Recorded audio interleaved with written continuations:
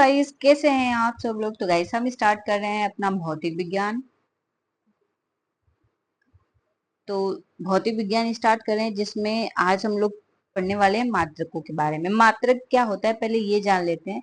तो किसी राशि को मापने के लिए हम एक यूनिट या मात्रक का यूज करते हैं, उसे ही मात्रक कहते हैं। यूनिट या कोई जैसे किसी चीज को मापते हैं तो एक बेस मान करके मापते हैं, तो जो बेस मानते हैं उसी को हम मात्रक कर देते हैं। मात्रक दो प्रकार के होते हैं, एक मूल मात्रक होते हैं फंडामेंटल यूनिट, और दूसरा व्युत्पन्न मात्रक मतलब डेराइव्ड यूनिट, जो कि बनाया जाता है मूल मात्रकों से। ठीक है। मूल मात्रकों की एसआई पद्धति में 7 होती है संख्या। मतलब मूल मात्रक जो होते हैं वो 7 होते हैं, और दो समपूरक मात्रक होते हैं, सप्लीमेंट्री यूनिट होते हैं। मात्रकों को नापने की जो होती है, इनकी 4 प्रणालियां होती हैं। कौन कौन सी? पहली प्रणाली जो होती है वो सेंटीमीटर ग्राम सेकेंड होती है, जिसको सीजीएस प्रणाली भी बोलते हैं। इसे फ्रेंच या मीट्रिक पद्धति भी कहते हैं। दूसरी हो गई मीटर किग्रा सेकेंड, जिसको एमकेएस पद्धति भी कहते हैं। यह पद्धति सीजीएस पद्धति का ही एक रूप होता है। जैसे सीजीएस में हम लोग दूरी को जो है सेंटीमीटर में, भार को ग्राम में, और समय को सेकेंड में मापते हैं। लेकिन जो एमकेएस पद्धति होती है, इसमें क्या मापते हैं? मीटर में मापते हैं, किलोग्राम में मापते हैं, और सेकेंड में मापते हैं। उसके बाद तीसरा आता है फुट पाउंड सेकेंड, जिसको एफ पी एस के रूप में लिख सकते हैं। इसे ब्रिटिश पद्धति भी कहते हैं। मतलब ये जो फुट पाउंड सेकेंड है, इसको ब्रिटिश पद्धति भी कहा जाता है। अंतरराष्ट्रीय मानक एसआई इस पद्धति के साथ मूल मात्रक फंडामेंटल यूनिट तथा दो संपूरक मात्रक सप्लीमेंट्री यूनिट होते हैं। भारत में मीट्रिक प्रणाली 1 अप्रैल 1957 से लागू हुई। अभी जो मूल 7 मात्रक हम लोग है वो कौन कौन से हैं देख लेते हैं। पहले तो भौतिक राशि, जैसे राशि हो गई लंबाई, 7 भौतिक राशियां ले लिए। अब इनके मूल मात्रक क्या क्या है? लंबाई को मीटर में मापते हैं, एम से प्रदर्शित करते हैं। द्रव्यमान को किलोग्राम में, केजी से प्रदर्शित करते हैं। समय को सेकेंड में, स्मॉल एस से प्रदर्शित करते हैं। ताप को केल्विन में, कैपिटल के से प्रदर्शित करते हैं। विद्युत धारा एम्पियर में, ए से प्रदर्शित करते हैं। ज्योति तीव्रता कैंडिला से, सी डी से प्रदर्शित करते हैं। पदार्थ का परिमाण मोल, इसको एमओएल से प्रदर्शित करते हैं। और ये दो संपूरक मात्रक, एक समतल को रेडियन आरएडी से प्रदर्शित करते हैं, दूसरा ठोस को स्टेरेडियन एसआर से प्रदर्शित करते हैं। जो मोल होता है वो पदार्थ का द्रव्यमान नहीं नापता है, ये पदार्थ का क्या मापता है? परिमाण मापता है। रेडियन क्या होता है? वृत्त, मतलब रेडियन जो होता है कोण को मापा जाता है। एक तरह से हम कह लें तो कोण को मापने के लिए हम लोग रेडियन का यूज करते हैं, और घन कोण को मापने के लिए स्टेरेडियन का यूज करते हैं। अब आते हैं प्रकाश वर्ष। प्रकाश वर्ष क्या होता है? तो लंबी दूरियों को मापने के लिए जो है प्रकाश वर्ष का यूज किया जाता है।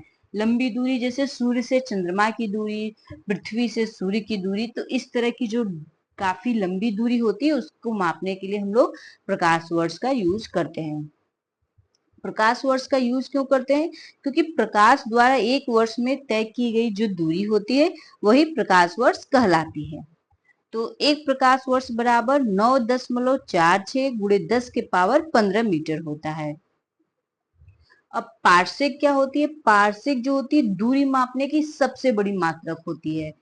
और एक पार्सेक बराबर 3.08 गुणे 10 के पावर 16 मीटर, या 3.262 प्रकाश वर्ष। तो आप समझ सकते हैं कि एक पार्सेक कितना बड़ा होता है। अब खगोलीय इकाई एस्ट्रोनॉमिकल यूनिट, सूर्य और पृथ्वी के बीच की औसतन दूरी को एक खगोलीय इकाई कहते हैं।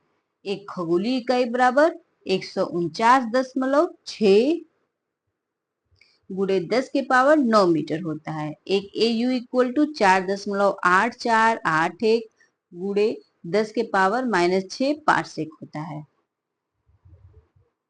अब आते हैं भौतिक राशि। जैसे कुछ भौतिक राशियां होती हैं, उनके एसआई मात्रक क्या है, उनके संकेत क्या है, यहाँ पे हम देख लेते हैं। जैसे कार्य एवं ऊर्जा कैसे मापते हैं? सही मात्रक जूल होता है, और इसको कैपिटल जे से प्रदर्शित करते हैं। 4 मीटर पर सेकेंड में मापते हैं, इसको एम मीटर, यहाँ पे सेकेंड जो है प्रतिशत, मतलब उसको डिवाइड में है तो हम लोग -1 इसके पावर पे लिख देते हैं। आगे है कोणीय वेग रेडियन या रेडियन पर सेकेंड से, आवेग को न्यूटन सेकेंड से, बल को न्यूटन से, दाब को पास्कल से। तो इस तरह से ये सभी मात्रक हैं, आप लोग इसको पढ़ लीजिएगा, इसमें कुछ बताने के लिए है नहीं, ये याद करने वाली चीजें हैं। और यहाँ पे महत्वपूर्ण मात्रक उसी तरह दिए हुए हैं, जैसे लेंस की शक्ति को डायप्टर से मापते हैं, विद्युत चालकता को प्रमो प्रति मीटर से मापते हैं, बल का सीजीएस मात्रक डाइन है, और एसआई मात्रक इसका क्या होता है, जूल होता है। उष्मा उष्मा को किस में नापते हैं, कैलोरी में, ये सीजीएस मात्रक है। ऊर्जा भी सीजीएस मात्रक में अर्घ होता है। नाप की ऊर्जा को इलेक्ट्रॉन वोल्ट से मापते हैं, दूरी को सेंटीमीटर से मापते हैं, और एसआई में मीटर से मापते हैं। रेडियो एक्टिविता को क्यूरी से मापते हैं। रेडियो एक्टिविता को क्यूरी से क्यों मापते हैं, क्योंकि इसकी जो खोज है मैडम क्यूरी ने की थी, इस वजह से उनके नाम पे इसको क्यूरी से मापते हैं। नाभिक की ऊंचाई फर्मी में नापते हैं। 1 गैलन बराबर 4.55 लीटर होता है। प्रतिध्वनि को डेसिबल से मापते हैं। इसी तरह यहाँ संबद्ध कुछ और भी भौतिक राशियां हैं, जिसको पढ़ लीजिएगा आप लोग। इसका पीडीएफ आपको टेलीग्राम में मिल जाएगा, आप वहां से डाउनलोड करके पढ़ सकते हैं। ये यूनिट थोड़ी मतलब इसमें जो है मात्रक वगैरह थोड़े ज्यादा दिए हैं, लेकिन एग्जाम से ज्यादातर क्वेश्चन में ये सब चीजें आती हैं, पूछी जाती हैं। अब 10 के विभिन्न घातों के बारे में पढ़ लेते हैं। जैसे बहुत ज्यादा बड़ी या छोटी संख्याओं को प्रदर्शित करने हेतु 10 की घातों के रूप में व्यक्त किया जाता है। इन संख्याओं के प्रदर्शन व गणना में सुविधा होती है, मतलब छोटे में हम बहुत बड़ी संख्या को छोटे में ही लिख सकते हैं 10 के घात के रूप में। 10 की घातों को विशिष्ट नाम दिए गए हैं, जैसे 10 की घात अगर 18 है तो इसको एक्सा पढ़ते हैं और कैपिटल ई से प्रदर्शित करते हैं। 10 की घाते -15 है तो इसको पेटा पढ़ते हैं और कैपिटल पी से इसको प्रदर्शित करते हैं। उसी तरह 10 के घाते 12 है तो टेरा हो गया, 9 है गीगा, 10 है तो मेगा, और 10 के पावर 3 है तो किलो, 2 है तो हेक्टो, 1 है तो डेका, 10 के पावर -18 है तो एटो हो जाता है। 15 होने पे -15 फेमटो, -12 10 के घात पे है तो पीको, 10 के घाते -10 है तो एंगस्ट्रॉम हो गया, 10 के घाते -9 नैनो, 10 के घाते -6 माइक्रो, 10 के घाते -3 मिली, 10 के घाते -2 सेंटी, और 10 के घाते -1 डेसी।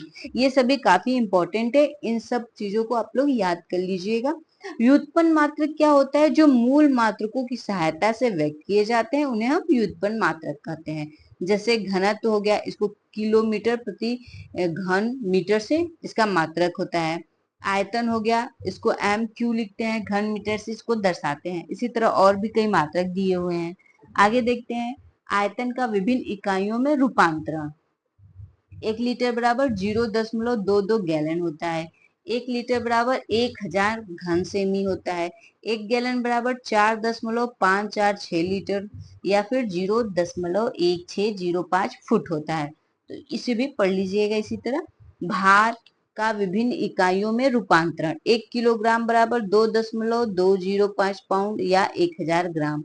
तो इसी तरह मतलब भार जो है उसको किलोग्राम से पाउंड में या फिर ग्राम में कन्वर्ट करना है, और कितना होता है ये सब चीजें दी हुई हैं, तो इसको पढ़ लीजिएगा। आपको इसकी पीडीएफ जो है टेलीग्राम पे मिल जाएगी, आप वहां से लेकर के इसको अच्छे से पढ़ लीजिएगा।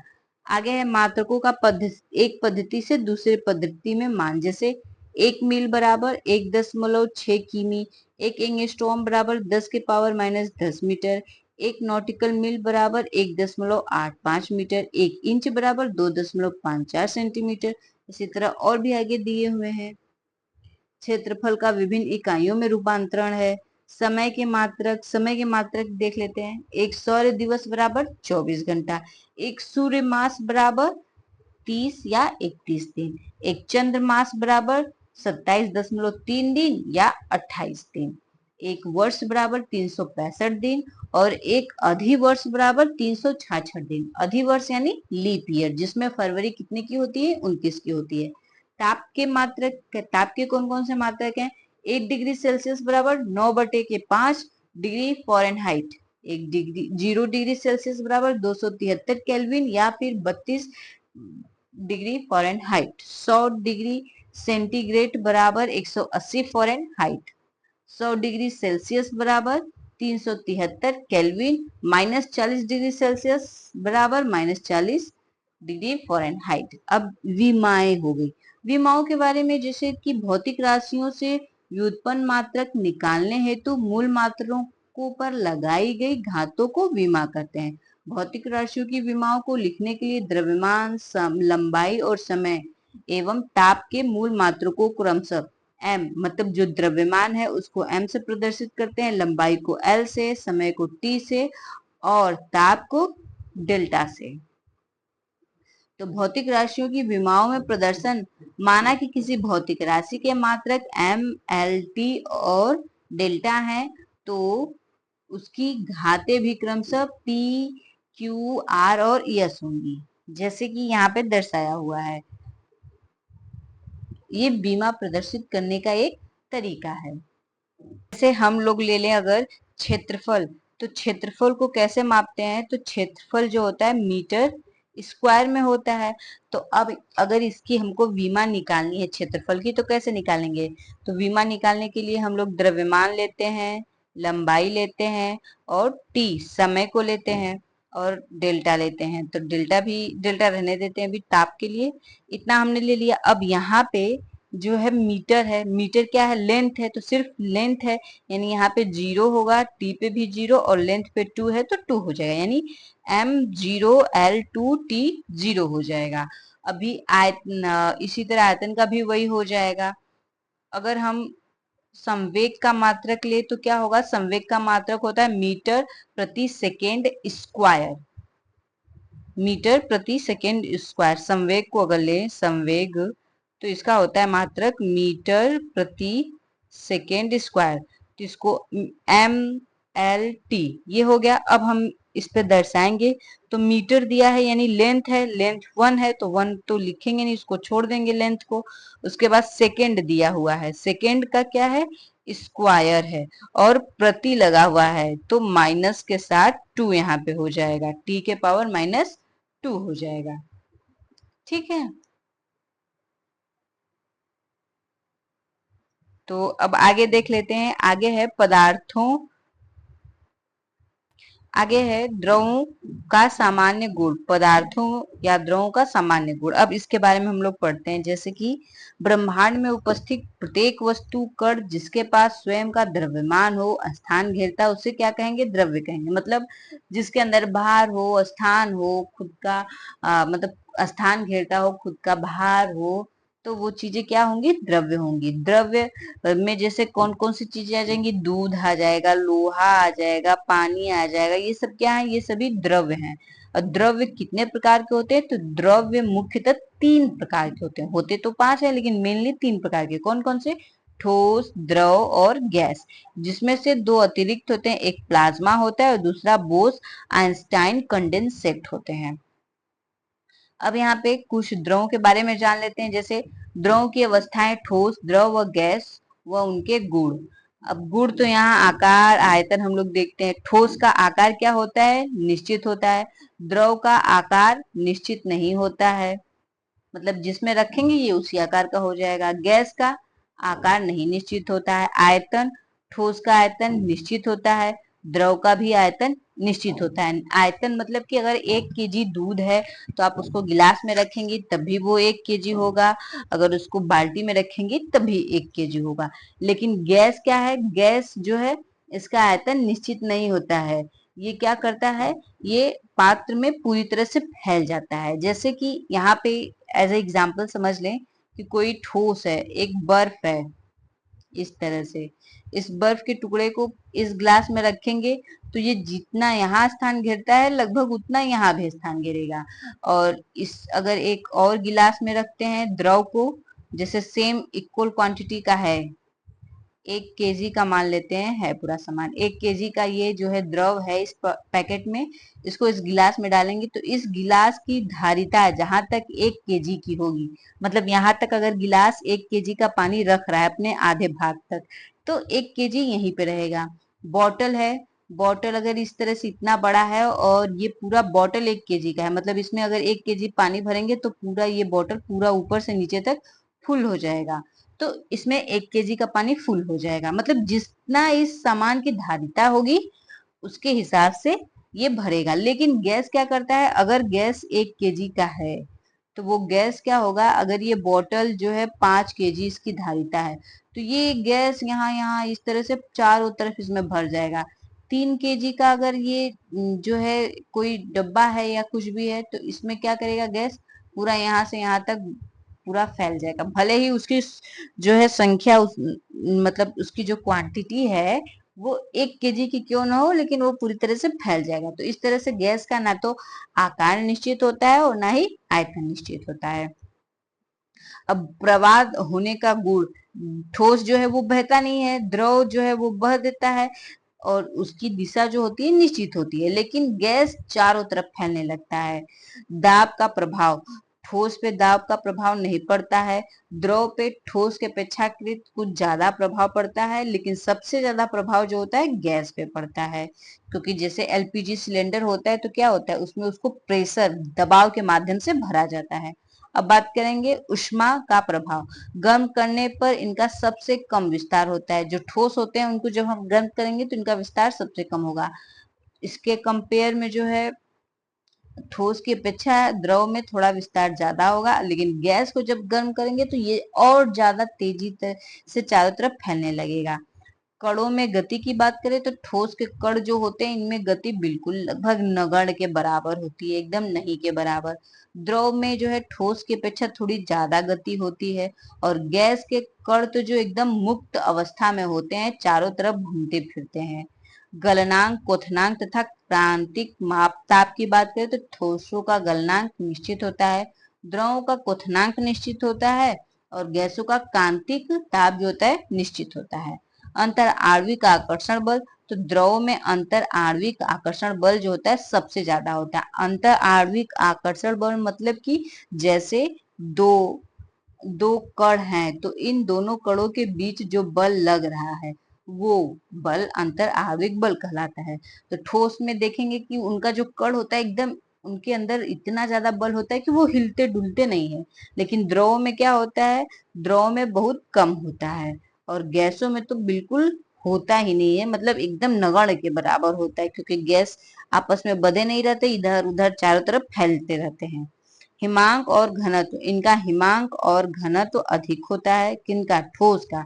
द्रव का हिमांक और घनत्व ठोस की अपेक्षा कम होता है और उसके बाद जो है गैसों का हिमांक और घनत्व सबसे कम होता है। अब आगे देखेंगे पदार्थ की अन्य अवस्थाएं। ठोस, द्रव, गैस के अलावा पदार्थ की दो और अवस्थाएं होती हैं, एक प्लाज्मा और एक बोस-आइंस्टीन कंडेंसेट। प्लाज्मा क्या होता है, यह पदार्थ की अति उच्च तापमान पर अत्यधिक उत्तेजित आयनीकृत गैस के रूप में आवेशित अवस्था है, जो सामान्य रूप में फ्लोरेसेंट ट्यूब नियोल बल्ब में देखी जा सकती है। मुख्यतः पदार्थ की प्लाज्मा अवस्था सूर्य की सतह पर पाई जाती है, जो इसके गुण अपने मूल पदार्थों के रासायनिक गुणों पर निर्भर नहीं करते हैं। मतलब ये प्लाज्मा वाली जो अवस्था है वो सूर्य की सतह पे ज्यादातर देखी जाती है। इसमें धनावेशित तथा ऋण आवेशित इलेक्ट्रॉनों की संख्या लगभग बराबर होती है। जैसे कि कोई पदार्थ है उसको बहुत ज्यादा अधिक ताप पर ताप दिया जाए और उसे जो है आयनीकृत किया जाए तो धीरे धीरे उसमें जो है प्लाज्मा फॉर्म देखने को मिल जाएगा। आगे है बोस आइंस्टीन कंडेंसेट, जिसको बीईसी भी बोल सकते हैं। 1920 में भारतीय वैज्ञानिक सत्येंद्र नाथ बोस ने पदार्थ की पांचवी अवस्था का गणना व अल्बर्ट आइंस्टाइन के द्वारा किए गए प्रयोगों के आधार पर नई अवस्था की अवधारणा दी, जिसे बोस आइंस्टाइन कंडेंसेट कहते हैं। यह सामान्यतः वायु के घनत्व के 1,00,000वें भाग जितने कम घनत्व वाली गैसों को बहुत कम ताप परम शून्य ताप पर ठंडा करके प्राप्त किया जा सकता है। अब उसके आगे पढ़ेंगे विरूपण, डिफॉर्मिंग। किसी ठोस पिंड पर बाह्य बल आरोपित कर उसकी संरचना व आयतन में परिवर्तन हो जाता है तो इस परिवर्तन के गुण को विरूपण कहते हैं। मतलब जैसे कोई रबड़ है, हम उसको खींच दिए, या कोई बॉल है हमने उसको जबरदस्ती दबा दिया तो वो कहीं से अगर दब गया तो उसके रूप में क्या होता है, परिवर्तन हो जाता है। तो इसी को क्या कहते हैं, विरूपण कहते हैं। जब बल पिंड को विरूपित करता है तो विरूपणकारी बल कहलाता है तथा विरूपणकारी बल को रोकने के लिए उत्पन्न प्रतिरोध बल प्रत्यायन बल कहलाता है। मतलब जैसे हम किसी वस्तु को दबा रहे हैं तो जितने स्पीड से दबाते हैं वस्तु भी उतने ही स्पीड से हमको रोकती है, तो वस्तु का वही रोकना ही क्या कहलाता है, प्रत्यायन बल कहलाता है। आगे है प्रत्यास्था इलास्टिसिटी। यदि किसी पिंड पर विरूपणकारी बल लगाने के पश्चात पिंड पुनः अपनी प्रारंभिक अवस्था में आ जाता है तो यह गुण प्रत्यास्था कहलाती है। जैसे रबड़ का बाल हो गया, स्प्रिंग हो गया, क्या करेंगे हम इसको बल लगा करके खींचेंगे या दबाएंगे, तो जब तक हमने बल लगाया हुआ है या खींचा हुआ है तब तक वो सामान उसी अवस्था में है, लेकिन जैसे ही हम उसको छोड़ देंगे वो वापस अपनी अवस्था में आ जाता है। हो गया प्रत्यास्थ क्या होता है। लेकिन अगर वस्तु पे विरूपण बल लगा करके उनको खींचा जाए या दबाया जाए और फिर जब विरूपण बल हटा दिया जाए वस्तु अपनी प्रारंभिक अवस्था में नहीं आती है तो इसको क्या कहेंगे, अप्रत्यास्थ वस्तु कहेंगे। जैसे कि क्वार्ट्स, फाइबरवस, फास्फोरस, ब्रॉस सबसे अधिक प्रत्यास्थ पदार्थ है तथा गीली मिट्टी व मोम सबसे अधिक सुघट व अप्रत्यास्थ पदार्थ है। जैसे गीली मिट्टी है, हमने हाथ में मिट्टी उठा के दबा ली, जब उसको छोड़ेंगे तो क्या वो वापस अपने शेप में आ पाएगी, बिल्कुल नहीं आ पाएगी। तो यही क्या होगा, अप्रत्यास्थ पदार्थ इसको बोलेंगे। आगे है प्रतिबल स्ट्रेस के बारे में। तो सबसे पहले किसी वस्तु पर विरूपित बल बाह्य बल लगाने पर साम्य अवस्था में वस्तु के अनुप्रस्थ काट के एकांक क्षेत्रफल कार्य करने वाला आंतरिक प्रत्यास्थ बल प्रतिबल कहलाता है। मतलब किसी वस्तु है, हम उस पर बाह्य बल लगा रहे हैं तो उसके एकांक क्षेत्रफल से जो अपोजिट में बल लगता है वही हमारा प्रतिबल कहलाता है। यदि किसी वस्तु के अनुप्रस्थ काट के लंबवत दोनों दिशाओं में बल तानित किया जाए तो उत्पन्न प्रत्यायन बल तनाव प्रतिबल तथा यदि संपिंडित किया जाए तो उत्पन्न प्रत्यायन बल संपिंडित प्रतिबल कहलाता है। मतलब उसको दोनों तरफ से लगाते हैं तो वो संपिंडित प्रतिबल कहलाता है। इस तरह से इन्हें अनुदैर्ध्य प्रतिबल भी कहते हैं। इन्हें सिग्मा से निरूपित करते हैं। तो प्रतिबल sigma equal to F upon A, जहां एफ बल है और ए क्या है, क्षेत्रफल। इसका मात्रक न्यूटन प्रति मीटर स्क्वायर है। और वीमा, जैसा कि हमने इससे पहले वीमा के बारे में पढ़ा था, एम एल के पावर -1 और टी के पावर -2 है। तो अगर बीमा ये है तो यहाँ पे मात्रक newton metre square second square भी होना चाहिए, क्योंकि टी पे -2 है तो यहाँ पे सेकेंड स्क्वायर भी होना चाहिए। आगे है हुक का नियम, हुक्स लॉ। किसी वस्तु की प्रत्यास्था सीमा के समीप किसी वस्तु में उत्पन्न विकृति उस पर आरोपित प्रतिबल के अनुक्रमानुपाती होती है। मतलब जब हम किसी वस्तु में बाह्य बल लगाते हैं, उसमें उसकी प्रत्यास्था सीमा के एकदम हम पास पहुंच जाते हैं तो उस वस्तु में जो विकृति उत्पन्न होती है, जैसे टेढ़ा मेढ़ा हो जाता है उसको जबरदस्ती मोड़ने पे, तो जो उस पर आरोपित बल होता है वो प्रतिबल के अनुक्रमानुपाती होता है। मतलब उसमें जो विकृति होती है वो प्रतिबल के अनुक्रमानुपाती होती है। प्रतिबल समानुपाती विकृति, यानी प्रतिबल इक्वल टू ई इंटू विकृति, जहां पे ई क्या है, प्रत्यास्था गुणांक है। आगे दाब के बारे में पढ़ेंगे। प्रेशर क्या है, किसी वस्तु के संपूर्ण क्षेत्रफल के लंबवत लगने वाले बल थ्रस्ट तथा प्रति एकांक क्षेत्रफल लगने वाले लंबवत बल दाब कहलाता है। मतलब किसी वस्तु के क्षेत्रफल के लंबवत जो दाब बल लगता है, मतलब जो प्रेशर लगता है, जो बल लगता है, उसको हम क्या कहेंगे, दाब कहेंगे। किसी पृष्ठ या सतह पर लगने वाला दाब उस पर आरोपित बल व पृष्ठ के क्षेत्रफल के अनुपात के बराबर होता है। दाब एक अदिश राशि होती है जिसका एसआई मात्रक न्यूटन प्रति मीटर स्क्वायर या पास्कल होता है। इसे पी से निरूपित करते हैं। दाब के अन्य मात्रक जैसे पारे का सेंटीमीटर। अब इससे भी हम दाब को नाप सकते हैं कि द्रव या गैसों को प्रदर्शित करने वाला वह दाब जो किसी तरल पर पारे के 1 सेंटीमीटर ऊंचे स्तंभ से आरोपित होता है। 1 सेमी पारा बराबर 1.33 × 10 के पावर 3 न्यूटन प्रति मीटर स्क्वायर। उसके बाद देखेंगे बार एवं मिली बार। एक बार बराबर 10 के पावर 5 न्यूटन प्रति मीटर स्क्वायर या 10 के पावर 5 पार्सेक, सॉरी पास्कल। आगे है एक मिली बार बराबर 10 के पावर 2 न्यूटन प्रति मीटर स्क्वायर, 10 के पावर 2 पास्कल। आगे है टॉर, एक टॉर बराबर 1 मिमी पारा। आगे है दाब के प्रकार, टाइप्स ऑफ प्रेशर। वायुमंडलीय दाब ऊंचाई बढ़ने के साथ साथ कम होता है, जिसका मापन मरकरी बैरोमीटर के द्वारा किया जाता है, इसीलिए इसे बैरोमेट्रिक दाब कहा जाता है। मतलब वायुमंडलीय दाब को हम कैसे मापते हैं, तो बैरोमीटर से मापते हैं, इसको अंडरलाइन कर लेंगे। आगे है समुद्र तल पर जलवायु वायुमंडलीय दाब 1.013 गुणे 10 के पावर 5 इक्वल टू 1 एटीएम बराबर 760 मिमी पारा स्तंभ है। द्रव में दाब, प्रेशर इन लिक्विड्स। द्रव के अणुओं द्वारा द्रव की सीमा के अंदर रखी वस्तु पर विभिन्न दिशाओं में आरोपित बल जो किसी प्रति एकांक क्षेत्रफल पर कार्यरत हो तो उसे द्रव या दाब कहते हैं। किसी बिंदु पर द्रव का दाब सभी दिशाओं में समान रूप से लगता है, जो इस बिंदु की गहराई h, द्रव का घनत्व p या रो d या p व गुरुत्वीय त्वरण स्मॉल g के गुणनफल के बराबर होता है। आगे है पास्कल का नियम। फ्रांसीसी वैज्ञानिक पास्कल के अनुसार विरामावस्था में तरल का दाब उन सभी बिंदुओं पर जो समान ऊंचाई पर स्थित हो समान होता है।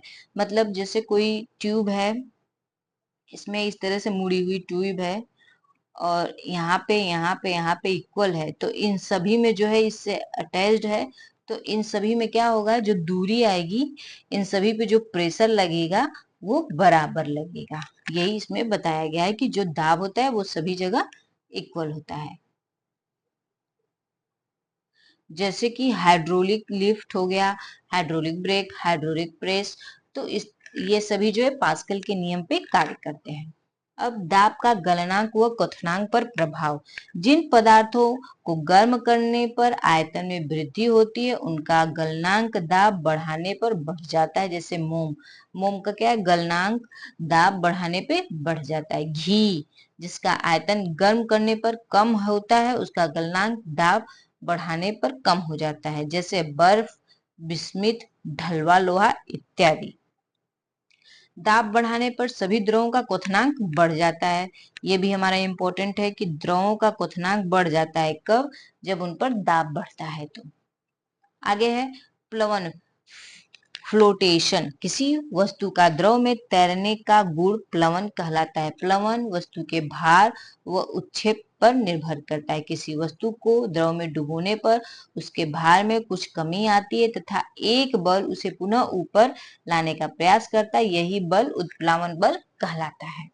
जैसे हम कोई वस्तु को जो है पानी में डालते हैं और उसको जब दबाते हैं तो नीचे से भी हमें प्रेशर बल महसूस होता है जो कि वस्तु को ऊपर भेजता है, तो वही नीचे वाला जो बल होता है उसी को उत्प्लावन बल कहते हैं। अच्छा, ये उत्प्लावन बल जिस बिंदु पर कार्यरत रहता है उसे उत्प्लावन केंद्र कहते हैं। इस उत्क्षेप्त गुण का सर्वप्रथम अध्ययन आर्किमिडीज ने किया था।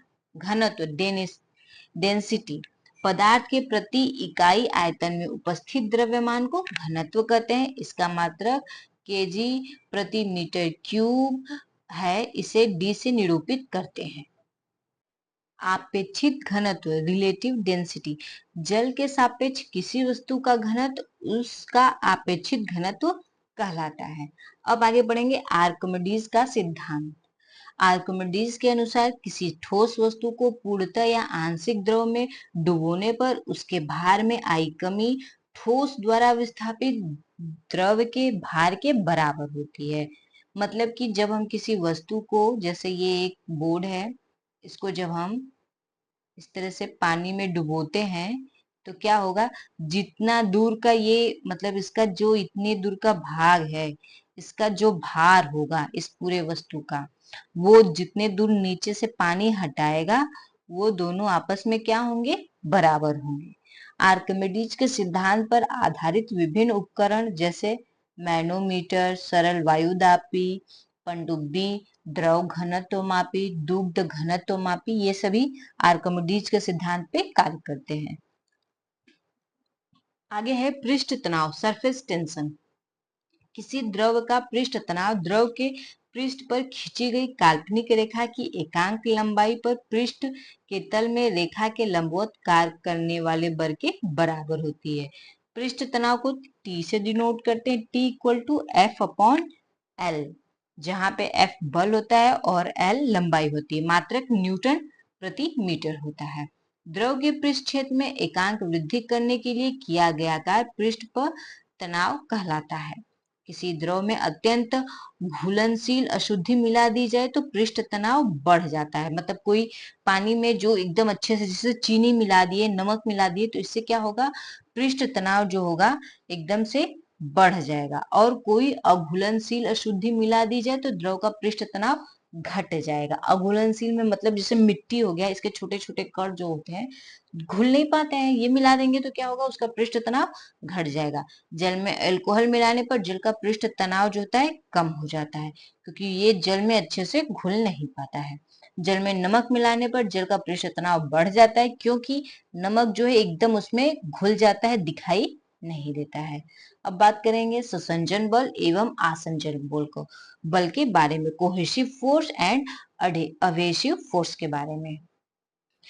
एक ही पदार्थ के अणुओं के मध्य लगने वाले अंतरा अणुक आकर्षण बल को ससंजन बल कहते हैं। जैसे जल के अणुओं के मध्य आकर्षण बल। एक ही पदार्थ जैसे जल के बीच जो अणु होते हैं उनके अंदर जो है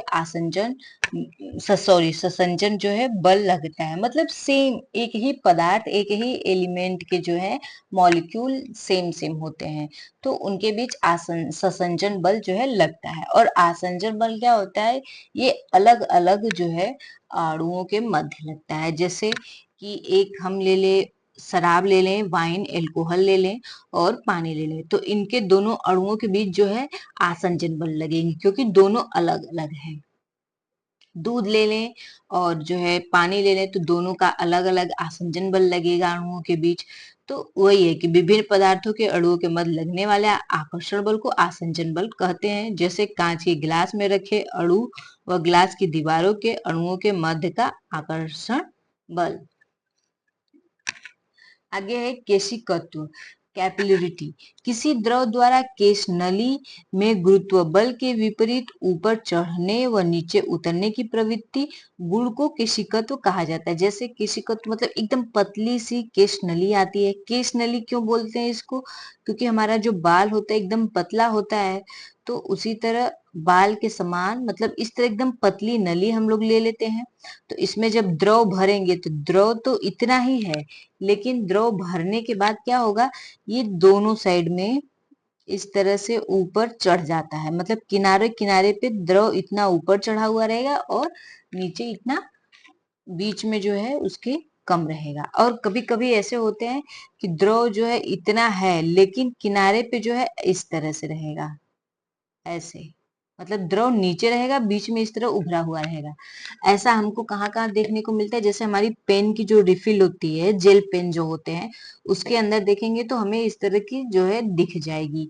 फाउंटेन पेन के अंदर हो गया, तो इसी को जो है क्या कहेंगे, कैपिलरी प्रभाव बोलते हैं, जिसमें द्रव ऊपर चढ़ता है या नीचे उतरने का गुण होता है। और ये चीज किस पे निर्भर करती है, तो जो केश नली होती है उसके व्यास या त्रिज्या पर निर्भर करती है। जैसे कि फाउंटेन पेन में जो है, जो पहले फाउंटेन पेन आती है तो उसमें इसी के कारण जो है चलता है। और लालटेन के धागे की बनी केश कनिया, जो लालटेन होता है तो उसमें हम लोग क्या करते हैं, जैसे इसमें उसमें जो है दीपक लगाते हैं, बत्ती डालते हैं, तो वो इसी के माध्यम से धीरे धीरे ये जो पतली पतली केस नलियां होती हैं इनमें, इनसे वो होते हुए धीरे धीरे तेल ऊपर जाता है और जलता है।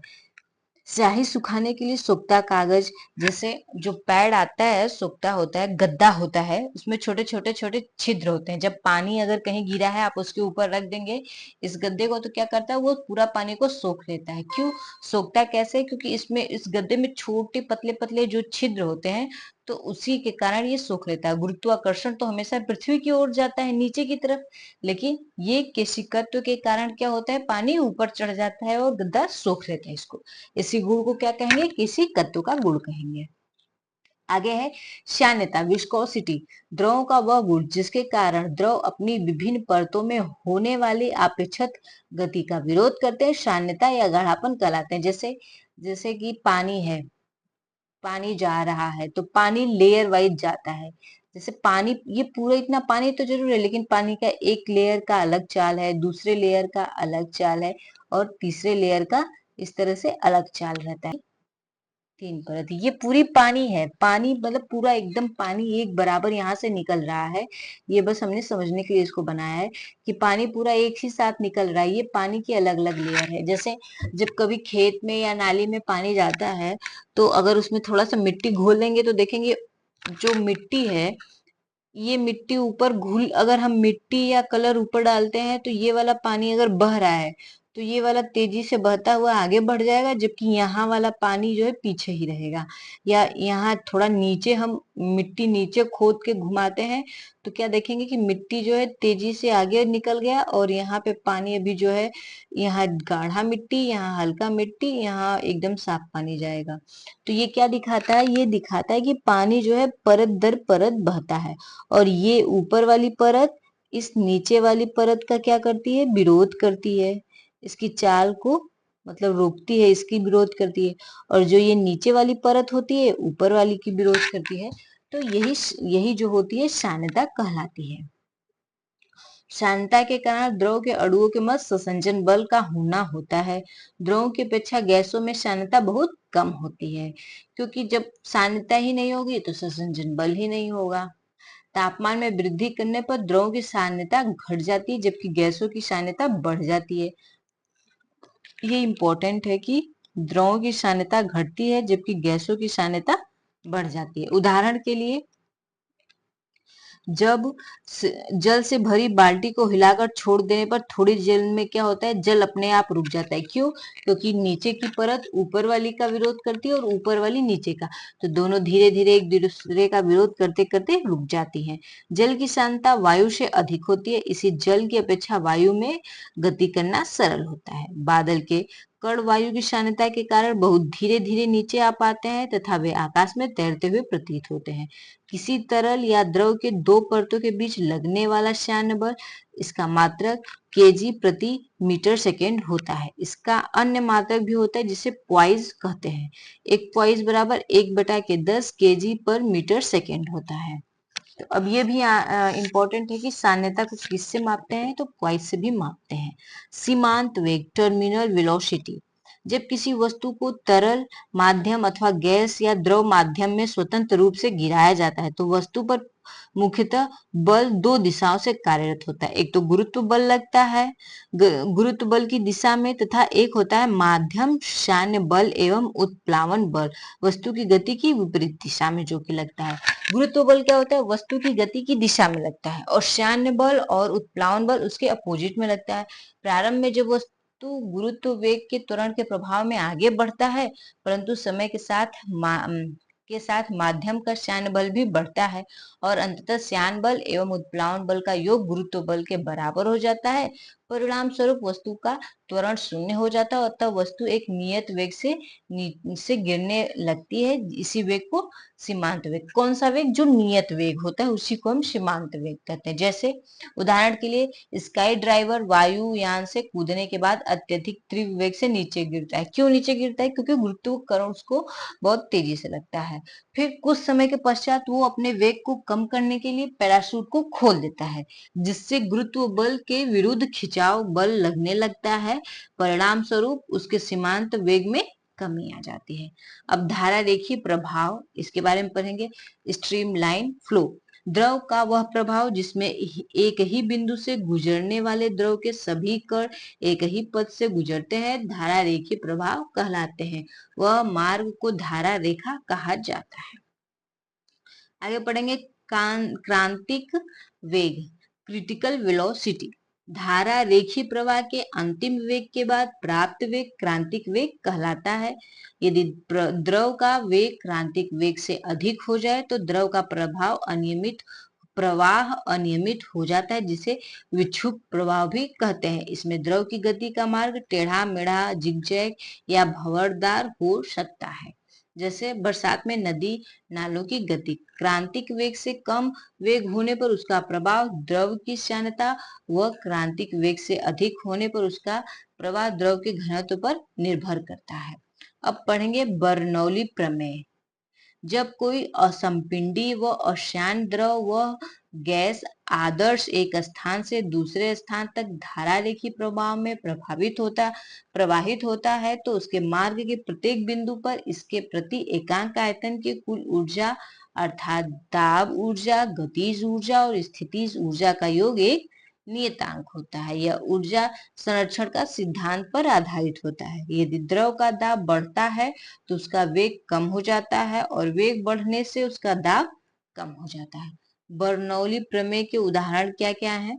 बर्नौली प्रमेय के उदाहरण है वेंचुरी मीटर द्वारा किसी नली में द्रव की प्रवाह दर ज्ञात करना, कड़ी द्वारा किसी द्रव की धार को छोटी छोटी बूंदों में फुहारा स्प्रे किया जाना, क्रिकेट की गेंद का स्विंग होना, तेज आंधी में टीन सेट का उड़ना या फिर तेज गति से गतिमान रेलगाड़ी के प्लेटफॉर्म के निकट खड़े होने पर गिरने का जोखिम, तीव्र गति से गतिमान होकर वायुयान का रनवे से उड़ना, ये सभी बर्नौली के प्रमेय के उदाहरण हैं। तो ये भी हमारा टॉपिक कंप्लीट हो चुका है।